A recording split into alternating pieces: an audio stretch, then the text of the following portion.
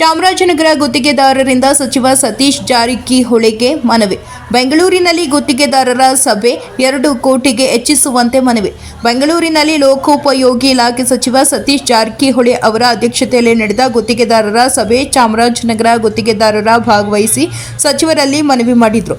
Chamarajanagar ಗುತ್ತಿಗೆದಾರರಾದ C K Manjunath, B L Mahadevaswamy, ಗೂಡ್ಲೂರು Shridhara ಮೂರ್ತಿ, ಅಸ್ಲಾಂ ಪಾಷೀರ್ ಬೆಂಗಳೂರಿನಲ್ಲಿ ನಡೆದ ಸಭೆಯಲ್ಲಿ ಭಾಗವಹಿಸಿ ಎಸ್ಸಿ ಎಸ್ಟಿ ಗುತ್ತಿಗೆದಾರರ ಸಭೆಯನ್ನು ಪ್ರತ್ಯೇಕವಾಗಿ ಕರೆಯಬೇಕು ಎಂದು ಸಿಕೆ ಮಂಜುನಾಥ್ ಮನವಿ ಮಾಡಿದಾಗ ಸಚಿವರು ಪ್ರತ್ಯೇಕ ಸಭೆ ಕರೆಯುವುದಾಗಿ ತಿಳಿಸಿದರು.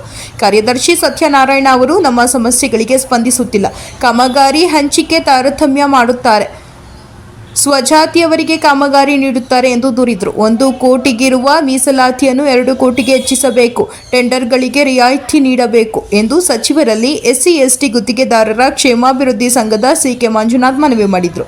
ವರದಿ ಹೊಮ್ಮ ನಂಜುಂಡ ನಾಯಕ, ಪ್ರಜಾಪವರ್ ಟಿವಿ, ಚಾಮರಾಜನಗರ.